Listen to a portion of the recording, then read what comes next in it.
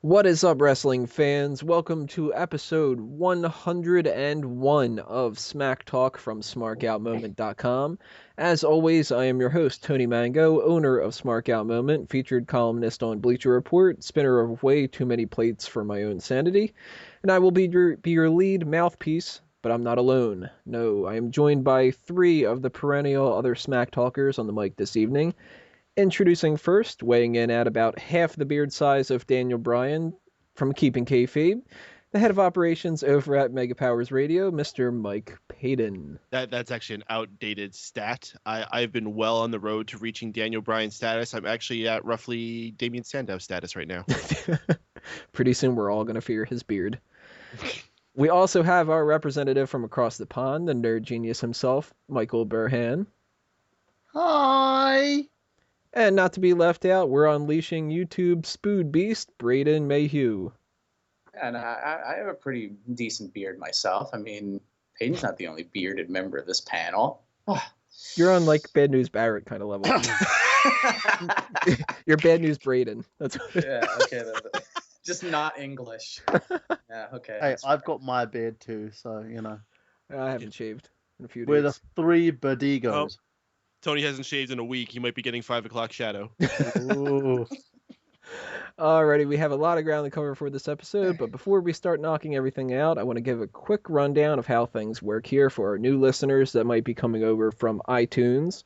Smack Talk has been solely featured on YouTube for the past 100 episodes, but with episode 101, it seemed like it was time to finally add iTunes into the mix. However, YouTube is still going to be a primary focal point of this show, where you can find a lot of extra features, including the image captions we're going to have coming up later on with the pay-per-view review, as well as interviews that I conduct anytime I'm at a event, or anything else kind of going along.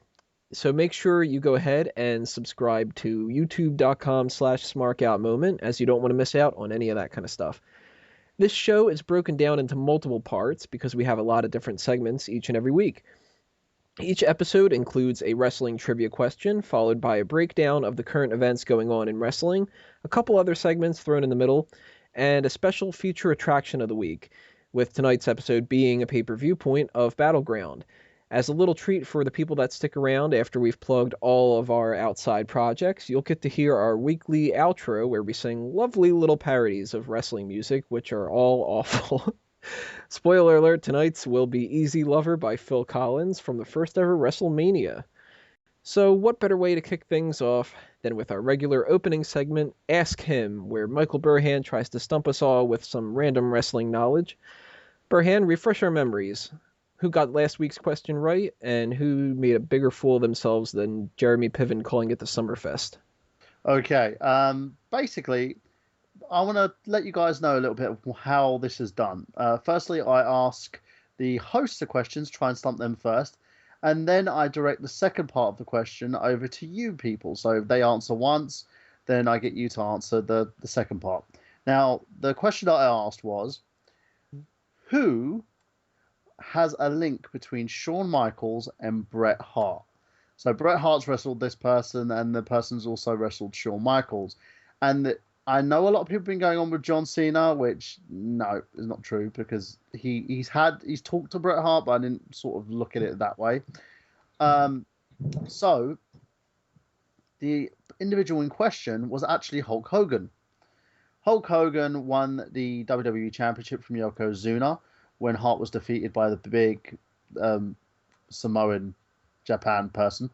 And also, Shawn Michaels wrestled Hulk Hogan in a match at SummerSlam where Hogan totally pulverized him and pretty much didn't want Shawn to ever want to wrestle Hogan again. Now, that being said, let's go to the people who have answered this question and got it right. The first person who's got the smile of Burhan here is Mr. Thomas Sander, who kind of unwillingly actually answered the question, even though he was saying there was a link between Muhammad Hassan, which was, he said, Hulk Hogan. So there you go from there. And JJ Moore, who also said Hogan, because he had a match pitting him and HBK against Muhammad Hassan and Dalvari, which was a tag team match, which was correct. And also his association with Bret Hart. And that's pretty much it, guys. So now let's go into the next Ask Him. So I'm going to ask the host a question. And usually I kind of link it into Keeping Kayfabe, another show that I do with the great team that we have here. And this week's Keeping Kayfabe, we did a whole retrospective of the Montreal Screwjob. So leading on from that, who was involved in the Montreal Screwjob that is now in a high priority position in the WWE? Really? That's going to be the question? That is going to be the question. Trips. Okay. So now, for you ladies and gentlemen out there, I the would say second Vince part of the McMahon. question, the second component, Rick Rude. what was the name of Triple H's character in WCW? And I want both names. Ooh. I want the character that he played previously to the second character that inspired his WWF character, Hunter Hearst Helmsley. So there you go, guys. And I'll say it one more time for you, just in case you don't listen. And that is, who were the characters, so there's two of them, plural, that Triple H played in WCW.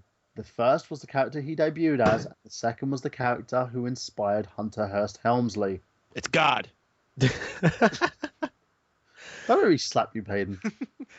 All right, guys, if you have your choices of who you think the answers are, go ahead and send us a tweet at SmarkOutMoment or a comment on the YouTube video. We will tell you next week who got it right and who gets the scorn of Michael Burhan. We are going to keep things rolling and move on in part 2 with the hot tags.